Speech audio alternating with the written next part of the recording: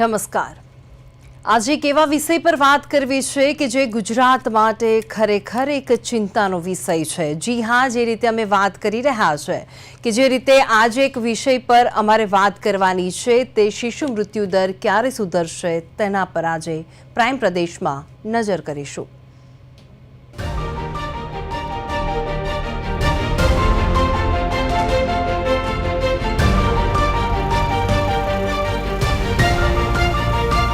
ગુજરાતમાં બાળકોને કુપોષણથી બચાવવા માટે સરકાર અનેક યોજનાઓના માધ્યમથી કરોડો રૂપિયાનું આંધણ કરે છે, પરંતુ જે ડેટા સામે આવ્યો છે તે ડેટા એ વાતનો પુરાવો આપે છે કે આ બધી જ યોજનાઓ નિષ્ફળ સાબિત થઈ છે। કેરળ, તમિલનાડુ, હિમાચલ, કાશ્મીર, પશ્ચિમ બંગાળ અને કર્ણાટક જેવા રાજ્યોની સરખામણીએ ગુજરાતમાં બાળ મૃત્યુદર ખૂબ જ વધારે છે। 1000 બાળક દીઠ 5 વર્ષથી ઓછી વયના 23 જેટલા નવજાત બાળકો મૃત્યુ પામી રહ્યા છે। ગુજરાતમાં શિશુ મૃત્યુદર અટકાવવા માટે બાળ સખા યોજના, જનની સુરક્ષા અભિયાન સહિત અનેક સરકારી યોજનાઓ અમલમાં મૂકવામાં આવી છે, પરંતુ તેમ છતાં ગુજરાતમાં બાળ મૃત્યુદરમાં ઘટાડો કરી શકાયો નથી। આ ઉપરાંત કુપોષણ મુક્ત ગુજરાત બનાવવા માટે પણ રાજ્ય સરકાર દ્વારા કરોડો રૂપિયાનો ખર્ચ કરવામાં આવે છે, પરંતુ પરિણામ શૂન્ય છે। સગર્ભા માતાઓ સુધી અનેક યોજનાઓનો લાભ પહોંચાડવામાં આવી રહ્યો છે, પરંતુ આજે પણ ગુજરાતમાં સેંકડો બાળકો મૃત્યુ પામી રહ્યા છે।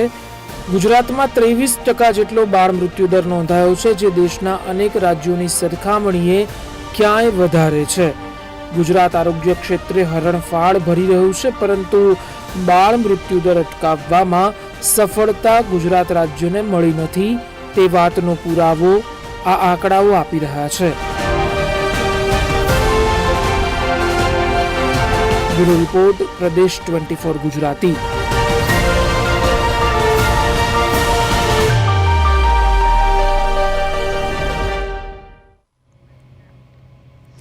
તો આજ અંગે આપણે આજે ચર્ચા કરવી છે અને આપણી સાથે જોડી ગયા છે ડૉક્ટર વાંછીનીબેન ભટ્ટ, ક્લિનિકલ ન્યુટ્રિશનિસ્ટ છે, અને આઉટપુટ એડિટર નરેશ મકવાણા અમારી સાથે જોડાઈ ગયા છે।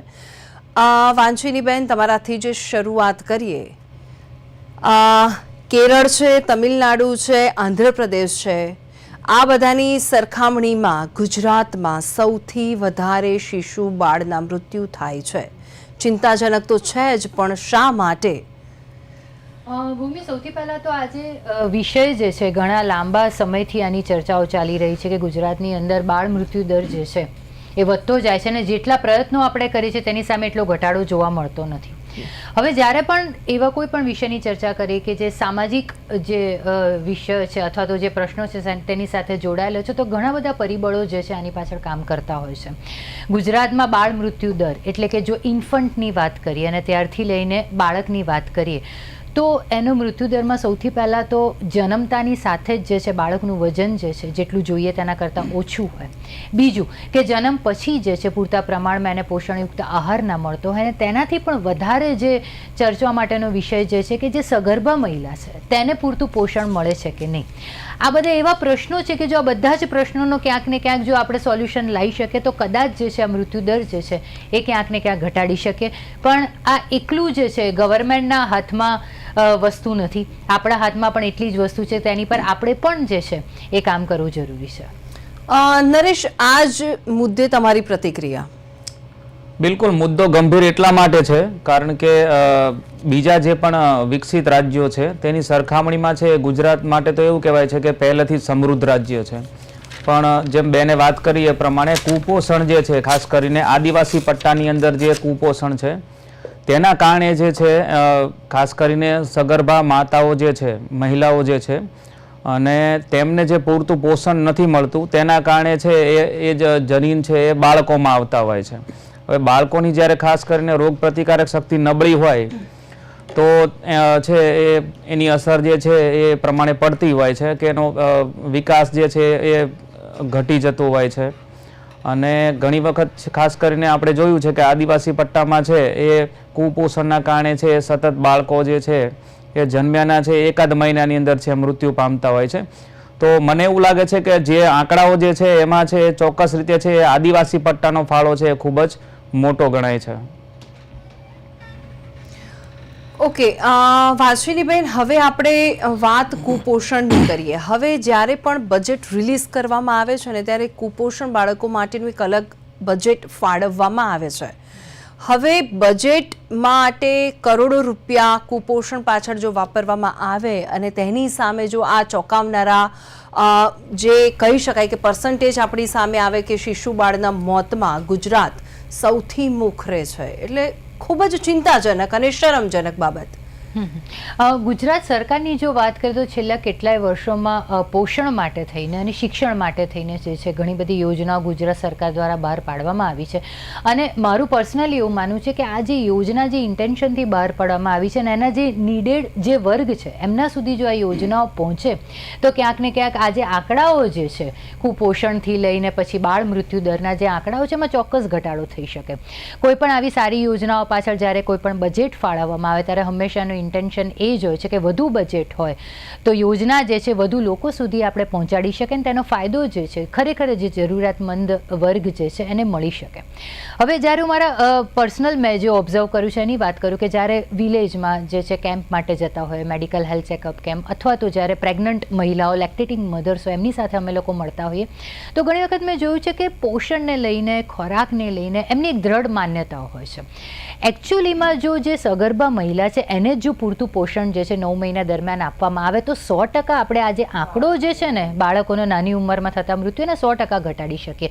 પણ એ જે સ્ટબનનેસ જે છે અમુક વર્ગની અંદર કે ના આ જ અમારું જે છે સ્ટેપલ ફૂડ છે અને અમે તો આ જ લઈશું, એટલે આપણી જે વાતો જે છે કે પોષણયુક્ત આહાર લેવો, એમાં પછી કાર્બોહાઈડ્રેટ, પ્રોટીન, ફેટથી માંડીને બધા જ માઇક્રોન્યુટ્રિયન્ટ જે છે કવર થવા જરૂરી છે. પણ એ અવેરનેસ જે છે લોકો સુધી પહોંચાડવી એ ક્યાંક ને ક્યાંક આપણો રોલ બની જાય છે. અને આપણી સાથે સાથે જે આશા વર્કર બહેનો જે છે, આંગણવાડીની જે બહેનો છે એમનો અહીંયા મુખ્ય રોલ બને છે, કારણ કે આ અવેરનેસ જે છે એ મહિલાઓ સુધી ખાસ પહોંચાડવાનું માધ્યમ જે છે એ જ બહેનો છે. જો એમને સાચી ટ્રેનિંગ આપવામાં આવે અને ચોક્કસ મળી જ રહેશે પણ એમની વાતો જે છે આ મહિલાઓ સુધી પહોંચે અને ક્યાંક એનું ઇમ્પ્લિમેન્ટ થાય ને તો આ બજેટ જે ફાળવવામાં આવ્યું હતું યોજનાઓ પાછળ ખરેખર જે છે એનો જે તાત્પર્ય જે છે એને આપણે સાકાર કરી શકીએ. બાકી બની શકે કે બજેટ અને યોજનાથી લઈને જે વર્ગ સુધી પહોંચાડવાનું છે એ સાંકળમાં ઘણા બધા લૂપહોલ હોઈ શકે, તો એ લૂપહોલને ઓળખીને એની પર જે છે કામ કરવું ખૂબ જ અગત્યનું છે. નરેશ, શું કહેશો આ બાબતે આપ? બિલકુલ, બેને જે પ્રમાણે વાત કરી એમાં મારે બે વસ્તુઓનો ખાસ ઉલ્લેખ કરવો છે. ખાસ કરીને સરકારની જે યોજનાઓ છે, ખાસ એક તો છે બાળ સખા યોજના અને બીજી એક છે જનની સુરક્ષા યોજના. હવે આ બે યોજનાઓ એવી છે કે જે સીધી છે આ બાળ મૃત્યુ દર જે છે એના ઉપર અસર કરે છે. હવે પ્રોબ્લેમ શું છે કે એના ઇમ્પ્લિમેન્ટેશનનો જે છે સૌથી મોટો ઇસ્યુ છે. કારણ કે તમે જુઓ કે સરકાર જે છે એ પૂરતી સગવડ તો કરી આપે છે પણ જે છેવાડાના વ્યક્તિ સુધી જેનો લાભ પહોંચવો જોઈએ તે પહોંચતો નથી. આપણે ઘણી વખત જોયું છે કે તમે જુઓ કે અનાજ છે સડેલું નીકળેલું હોય કે પછી જે વચ્ચે છે દૂધ સંજીવની યોજના સરકારે શરૂ કરેલી, તો એ દૂધ જે છે એ કુપોષિત બાળકો સુધી પહોંચતું નથી, સગર્ભાઓ સુધી પહોંચતું નથી. તો વચેટિયાઓનો જે છે મને લાગે છે આમાં બહુ મોટો રોલ છે. કારણ કે સરકાર એમના તરફથી જે પણ ફંડ રિલીઝ કરે છે તો એનો જે લાભ જે છે એ છેવાડાના ગામડાની મહિલાઓ સુધી પહોંચતો નથી અને તેના કારણે છે આ દર જે છે એ સતત વધતો જાય છે. હવે એમાં એવું પણ નથી કે ગુજરાતે છે આમાં પ્રગતિ નથી કરી. તમે જુઓ કે 2005ની અંદર છે આ દર જે છે એ દર 1000 બાળકોએ 54 નો હતો અને અત્યારે 2023માં જે છે એ આંકડો છે એ 20 પહોંચી ગયેલો. હવે પાછો ફરીથી આ 2 વર્ષની અંદર વધીને પાછો 23 પહોંચેલો છે. મતલબ કે 1 વર્ષનું બાળક હોય અને એ 1 વર્ષની અંદર જે છે એ સમજો કે 23 બાળકો અત્યારે મૃત્યુ પામે છે, તો 2005માં જે આ આંકડો છે એ 54 બાળકોનો હતો. એટલે એમાં ખાસી જે છે એ ગુજરાતે પ્રગતિ તો કરી છે પણ છતાં જે પણ બીજા જે પણ સ્ટેટ છે તેની સરખામણીએ જ્યારે આપણે ગુજરાતને મૂકીએ ત્યારે જે ચિત્ર આખું સામે આવે છે એમાં છે મને લાગે છે આપણે હજી ઘણી બધી મહેનત કરવાની જરૂર છે. એટલે જેમ મેં કહ્યું એ પ્રમાણે આપણે ત્યાં છે કુપોષણ મુક્ત ગુજરાતની આપણે ત્યાં વાત કરીએ છીએ અને સરકાર એના માટે પૂરતા પ્રયત્નો પણ કરે છે. પણ જે પ્રમાણે મેં કહ્યું કે વચેટિયાઓ જે છે તે જે છે એ એના લાભાર્થીઓ જે છે તેના સુધી આ લાભ જે છે એ પૂરો પહોંચાડતા નથી અને તેના કારણે જે છે આંકડાઓ છે આપણી નજર સામે છે એ દેખાય છે. ઓકે, વાંચરીબેન, તમે એક ન્યુટ્રિશિયન છો, તો હવે ખાસ આહારની કરીએ વાત. હવે તમે હમણાં જ વાત કરી કે પ્રેગ્નેન્ટ મહિલા હોય એને પહેલાં જો આપણે એને જ એક સારી અને પ્રોટીનવાળું કે ફાઇબરવાળું ફૂડ જેટલું લે એ એના બાળક માટે જ સારું છે. પણ હવે ઘણી વસ્તુમાં એવું હોય છે કે જ્યારે પ્રેગ્નેન્ટ લેડી હોય ને એટલે એ લોકોને જે ઘણી ઈચ્છાઓ થતી હોય ખાવા પીવાની, એટલે ફૂડ જે છે એ જંક ફૂડ વધારે ખાતા હોય છે. હવે જંક ફૂડ ખાવાથી હજુ એ લોકોનો આઈડિયા નથી હોતું કે તેમના બાળક ઉપર કેવી અસર થવાની છે. હવે તેના કારણે મે બી બની શકે કે જે અત્યારના બાળકો જન્મે છે એક રોગ સાથે તેમનો જન્મ થાય છે અથવા તો ખોડખાપણવાળો જન્મ થતો હોય છે. તેના માટે આપ શું કહેશો? પ્રેગ્નન્સી દરમિયાન એવી એક માન્યતા જે છે ખૂબ જ જે છે મક્કમ રીતે સમાજમાં ચાલી રહી છે કે જ્યારે કોઈ પણ મહિલા જે છે પ્રેગ્નન્ટ હોય તો એને જે છે વધારે ફૂડ જે છે એટલે કે એની ફૂડની જે ક્વોન્ટિટી છે રૂટીન કરતાં વધારવાની હોય છે. પણ ખાસ આપણે આજે આપણા શો દ્વારા કહીશું કે ક્વોન્ટિટીની સાથે સાથે ક્વોલિટી ઓફ ફૂડ જે છે એ ઇન્ક્રીઝ કરવું જે છે ડ્યુરિંગ પ્રેગ્નન્સી ખૂબ જ અગત્યનું છે. તમે કહ્યું એ પ્રમાણે કે ઘણી વખત જે છે ડિઝાયર એવર્ઝન જે છે ફૂડ માટેના લાઇકિંગ ડિસલાઇકિંગ જે છે ડ્યુરિંગ પ્રેગ્નન્સી ચેન્જ થતા હોય છે એ બિકોઝ ઓફ હોર્મોનલ ચેન્જીસ. પણ એની સાથે સાથે જો એ મહિલાની અંદર અવેરનેસ હોય કે મારા લાઇકિંગ ડિસલાઇકિંગની સાથે પણ પોષણયુક્ત આહાર જે છે મારા પોતાના માટે અને મારા આવનારા બાળક માટે જે છે ખૂબ જ અગત્યનો છે, અને એ સમજણ જો આપણે જો એ મહિલાની અંદર લાવી શકે તો 100% જે છે લો બર્થ વેટ બેબી એટલે કે બાળક જન્મે ત્યારે એનું જે વજન હોવું જોઈએ એના કરતાં ઘણું જ ઓછું વજન હોય તેને મેડિકલ ટર્મિનોલોજીમાં કહેવાય છે LBW એટલે કે લો બર્થ વેટ બેબી. હવે જો જ્યારે લો બર્થ વેટ બેબી જે છે એનો જન્મ થાય તો 100% જો આગળ જતાં જે છે એની ઇમ્યુનિટી ઘટવાના અથવા તો એની ફિઝિકલ અને મેન્ટલ હેલ્થ જે છે ડિટોરેટ થવાના ચાન્સીસ જે છે અહીંયા દિન બદિન વધતા જાય છે. માટે આ પ્રકારનો LBWનો જે દર જે છે એ વધે નહીં માટે જ પ્રેગ્નન્સી દરમિયાન જે છે ન્યુટ્રિશનનું ધ્યાન રાખવું ખૂબ જ જરૂરી છે. અને બાળકનો જન્મ થાય ત્યારે જે બ્રેસ્ટ ફીડિંગ માટેનું મેં જોયું છે કે આજકાલ ભૂમિ ઘણી બધી મહિલાઓને એવું છે કે આ બને ત્યાં સુધી આ વસ્તુને એ લોકો ટાળતા હોય છે. ત્યારે આપણે મહિલાઓને એ પણ કહીએ કે બાળકના જન્મથી લઈને લગભગ 6, 7 કે 8 મહિના સુધી જે છે બ્રેસ્ટ ફીડિંગ જે છે બાળકને કરાવવું ખૂબ જ જરૂરી છે. કારણ કે શરૂઆતના જે 4 થી 5 વર્ષો જે છે એ બાળકના જે છે શારીરિક અને માનસિક વિકાસ જ્યારે થઈ રહ્યો હોય છે, એક ઇમ્યુનિટી ડેવલપ થઈ રહ્યો છે, અને ત્યારે જો છે બ્રેસ્ટ ફીડિંગની સાથે સાથે બીજા પણ જે જરૂરી પોષક ઘટકોવાળું ફૂડ મળી રહે તો કદાચ આ દર જે છે આપણે 100% એને ઘટાડી શકીએ. પણ મેં કહ્યું એ પ્રમાણે કે રૂરલ એરિયાઝ જે છે ત્યાં જે અમુક સ્ટબન માન્યતાઓ છે કે હું આ જ ખાઈશ ને આ નહીં ખાઉં, તે એક સાચી અવેરનેસ જે છે આપણા થકી આપણે પહોંચાડી. ઓકે નરેશ, અત્યારે જે આપણી જોડે ચિંતાજનક આંકડો સામે આવ્યો છે ગુજરાત માટે, તો જે બાળકોની સ્થિતિ છે આપણા માટે ખૂબ જ ચિંતાજનક કહી શકાય, કેમ કે ભવિષ્ય છે આપણું. બિલકુલ, જેમ વાંચીની બેને વાત કરી એ પ્રમાણે પણ એમાં મારે થોડીક વસ્તુ ઉમેરવી છે. જે આંકડાઓ થોડા જે મેં હમણાં રિસર્ચ કર્યું એમાં જે મને ખ્યાલ આવ્યો છે એ પ્રમાણે તમે જુઓ કે કુપોષણ જે છે એ ખૂબ મોટો મુદ્દો છે આપણે ત્યાં, અને એ જે છે એ આ બાળ મૃત્યુ દરની અંદર પણ જોવા મળે છે. આંકડાઓ એવું કહે છે કે જે આપણે ત્યાં જે છે 50% બાળકો જે જન્મે છે શિશુ મૃત્યુમાંથી 50% જે છે એ જન્મના 1 જ અઠવાડિયામાં એમના મોત થયા હતા, અને 25% જે છે એના પહેલા મહિનાની અંદર મોત થઈ ગયા છે.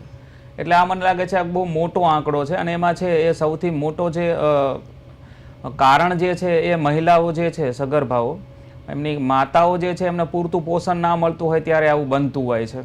બીજું એક આંકડો એવું પણ કહે છે કે જો બાળકનું વજન છે એ જન્મ સમયે 1 કિલોથી ઓછું હતું તેવા બાળકોમાંથી 66% જે છે એના મોત થયા હતા. તમે વિચારો કે 100 બાળકો જન્મે એમાંથી 66 મરી જાય તો આ કેટલો મોટો આંકડો કહેવાય. તો એની પાછળ પણ મને એ જ કારણ જવાબદાર લાગે છે. અને 71% શિશુ જે છે એની વહેલી ડિલિવરી થવાના કારણે છે એ મરી ગયેલા જે તે સમયે, અને 35% કેસો જે છે એમાં પ્રી મેચ્યોર બર્થ અને થોડા ઓછા જન્મ સમયે ઓછા વજન છે એના કારણે છે એ નોંધાયેલા, અને પ્રથમ 30 દિવસમાં જે છે એ 25% કેસોમાં ન્યુમોનિયાને કારણે પણ છે મોત થયેલા છે.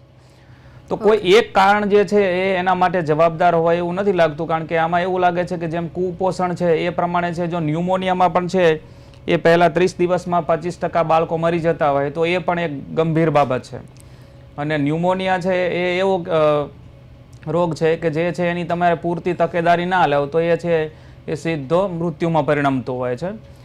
તો જેમ બેને વાત કરી એ પ્રમાણે છે એ પોષણ તો પૂરતું મળવું જ જોઈએ, પણ એ સાથે સાથે જે છે ભૌગોલિક જે તમે વિસ્તાર જે છે, તમે કેવા વિસ્તારમાં રહો છો તે પણ છે આની અંદર ખૂબ જ મહત્વની વાત બની જતી હોય છે. ખાસ કરીને તમે જુઓ કે આદિવાસી પટ્ટાની અંદર છે આપણે ત્યાં આજે પણ છે ગરીબી છે, બહુ મોટો આંકડો છે એનો. અને આપણે ત્યાં હમણાં જે લાસ્ટમાં આંકડા આવ્યા એ પ્રમાણે તો એમ કહેવાય છે કે 35% લોકો છે એ કુપોષિત છે ગુજરાતની અંદર. તો હવે એ પરિસ્થિતિમાં છે એ ખાવાનું જો સગર્ભાને પૂરતું ન મળે તો પણ જે છે એ સીધી બાળક પર અસર થતી હોય છે. તો એ પણ છે મને લાગે છે કે બાળ મૃત્યુ દરનો જે આંકડો વધી ગયો છે તેમાં એ પણ એક કારણ જવાબદાર લાગે છે. તો કોઈ એક બાબતને આપણે ટાર્ગેટ કરીએ એના કરતાં જે છે એ વધારે તો એ યોગ્ય રહેશે કે સરકાર જે પણ બજેટ ફાળવે છે તેના લાયક લાભાર્થી સુધી પહોંચે તો મને લાગે છે આમાં ઘણો બધો ફેરફાર થઈ શકે. ઓકે વાંચનીબેન, હવે આ જે પરિસ્થિતિ છે આપણા માટે તો ખૂબ જ ચિંતાજનક છે. તો હવે જવાબદાર બાળક જે જન્મે છે તે બાળક છે અથવા કે માતાને જે ખાવાની અને જે જમવાની જે આખી ટેવ છે એ સુધારવાની જરૂર છે? આવા કોઈ પણ સામાજિક વિષયો માટે જે છે ઘણા બધા પરિબળો જવાબદાર હોય છે અને ઘણા બધા જે છે એક લોકો મળીને અથવા તો સંસ્થાઓ મળીને એક સહિયારો પ્રયાસ જે છે એ જ આમાં હેલ્પફુલ થઈ શકે. હવે આજે વાત કરી રહ્યા છે કે બાળકોની અંદર જે મૃત્યુ દર વધતો જાય છે અને ખાસ કરીને જન્મથી લઈને 5 વર્ષ સુધીના બાળકોની વાત કરીએ તો ઘણા બધા ફેક્ટર જે આપણે ડિસ્કસ કર્યા બધા જ જવાબદાર છે. સગર્ભા મહિલા જવાબદાર એકલી જ છે એવું તો ન જ કહી શકાય, કારણ કે જો એની અંદર સાચી સમજ હોય, એક અવેરનેસ હોય તો 100% એ પોતાના ખોરાકનું ધ્યાન રાખે અને જેથી એની પોતાની પણ હેલ્થ જે છે આવનારા બાળકની સાથે સાથે એની પોતાની હેલ્થ પણ જે છે સાચવી શકે.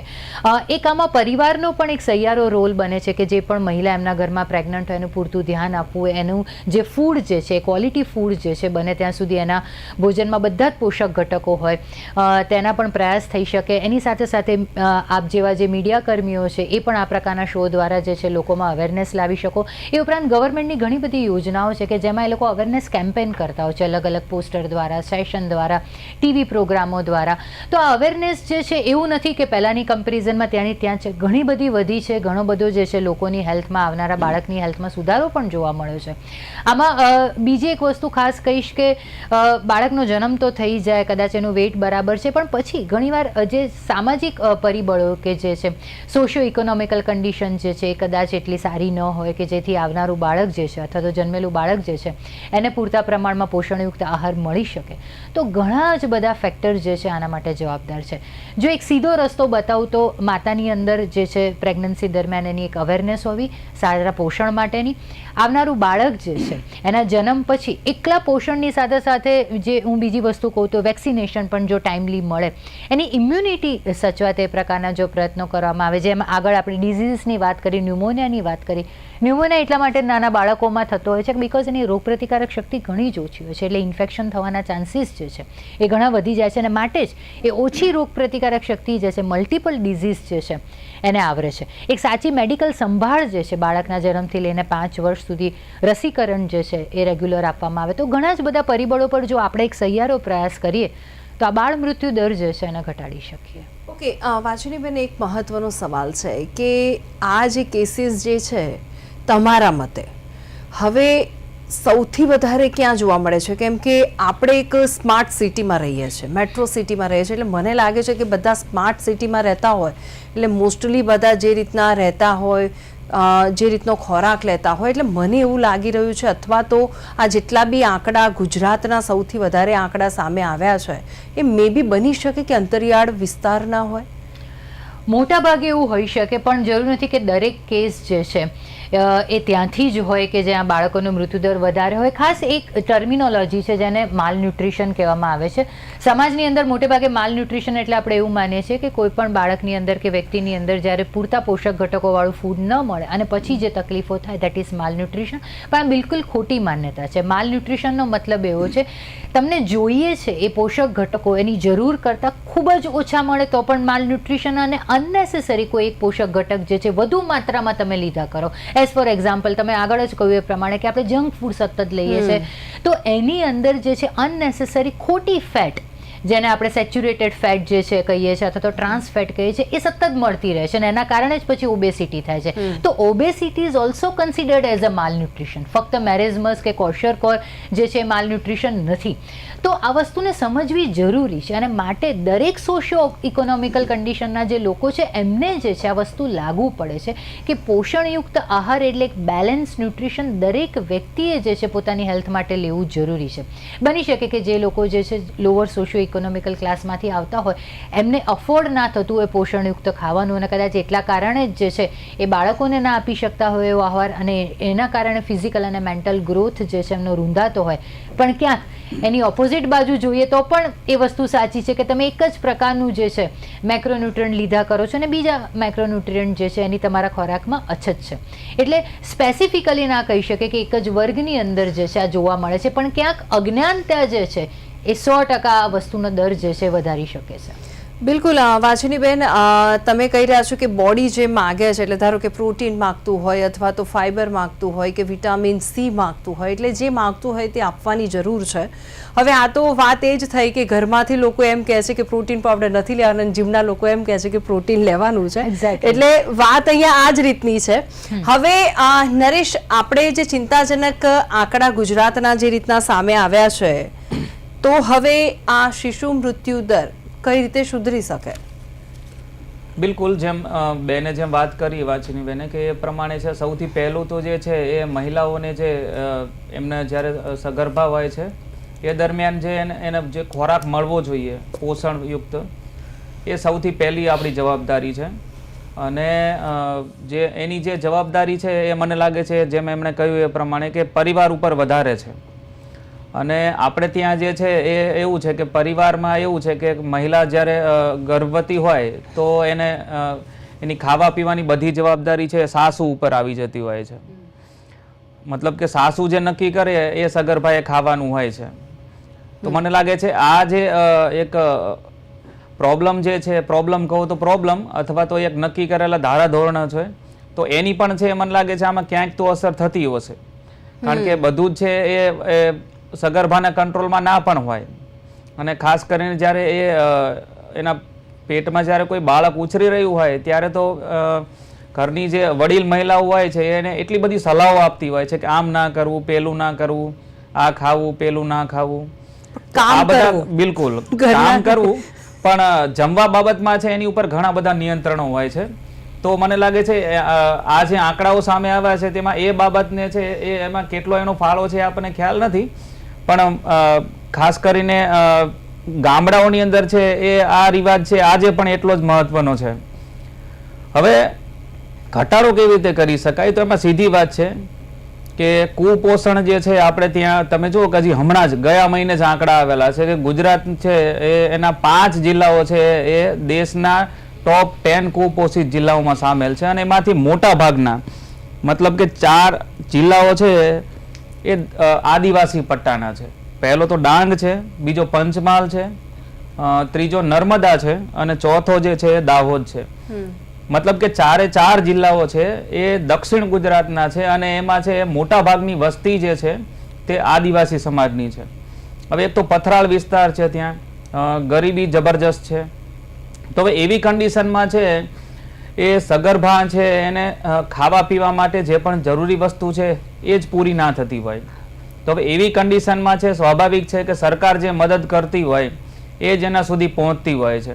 હવે જો એની અંદર પણ ભ્રષ્ટાચાર થવા માંડે, વચેટિયાઓ જે છે એ સગર્ભાઓને જે મળવો જોઈએ લાભ તે પોતાના ઘરે કરવા માંડે, તો એના કારણે છે એ મહિલાને જે છે એ સીધી વાત છે કુપોષણ છે એ એનામાં પણ આવવાનું છે.